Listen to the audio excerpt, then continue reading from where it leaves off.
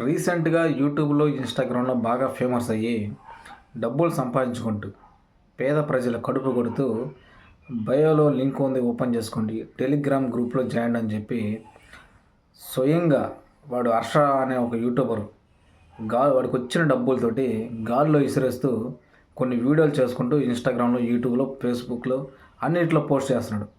So, వీడి మీద అసలు పోలీస్ డిపార్ట్‌మెంటోళ్ళు ఎందుకు యాక్షన్ తీసుకోవట్లేదని చెప్పి నేను స్టార్టింగ్‌లోనే ఒక వీడియో చేశా. రీసెంట్‌గా కుకుట్పల్లిలో డబ్బులు ఎగరేసాడు. అలాగే హైటెక్ సిటీ, రకరకాల ప్లేసుల్లో బాగా పబ్లిక్ ఎక్కడైతే రద్దీగా ఉంటారో, అలాంటి ప్లేసుల్లో వీడు బాగా డబ్బులు ఎగరేస్తున్నాడు. సో, వీడేసేది ఎంత 10,000, 20,000 లోపు మహా ఏస్తే గాల్లో ఎగరేస్తాడు. వీడు ఆ వీడియో మీద ఎంత సంపాదిస్తున్నాడు? ప్రతి ఒక్కరు ఆలోచించండి. వీడేసింది మటికి గాల్లో 10,000, 20,000 కానీ వీడు ఆ వీడియోని అడ్డం పెట్టుకొని కొన్ని వేల లక్షల వ్యూస్ సంపాదించుకుంటూ వీడు బిజినెస్ దందా మొదలుపెడుతుండు. ఆ వీడియో మీద 40,000, 50,000 సంపాదించుకుంటున్నాడు.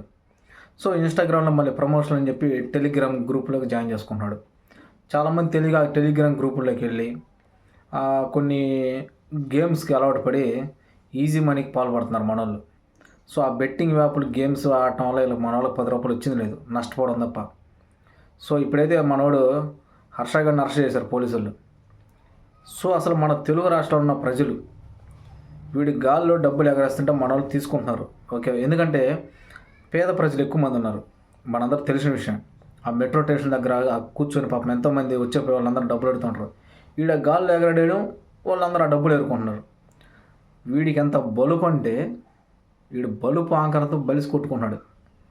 వీడు జెన్యూన్‌గా డబ్బులు రూ. 10 సహాయం చేయాలనుకుంటే డైరెక్ట్‌గా పేద ప్రజలు ఎక్కడైతే ఉన్నారో వాళ్ళ దగ్గరికెళ్ళి ఒక వీడియో డబ్బులు ఇస్తే ఒక వీడియో చేసుకో, తప్పు లేదు. హర్ష సాయి అన్నాడు జెన్యూన్‌గా డబ్బులు పంచుతున్నాడు. వీడియో తీసుకుంటున్నాడు, పోస్ట్ చేసుకుంటాడు తన ఛానల్‌లో.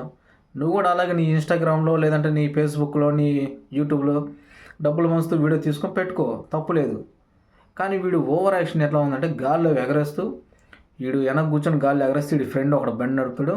ఒక ఇద్దరు ముగ్గురు వీడియోలు తీస్తూ ఉంటారు. ఇది పబ్లిక్‌లో చాలా న్యూసెస్ క్రియేట్ చేస్తుండనమాట ఈ హర్ష గాడు అనేవాడు. సో, నిజంగా మన పోలీస్ డిపార్ట్‌మెంటోళ్ళు ఈరోజు ఈడిని అరెస్ట్ చేయడం నాకు చాలా హ్యాపీగా ఉంది.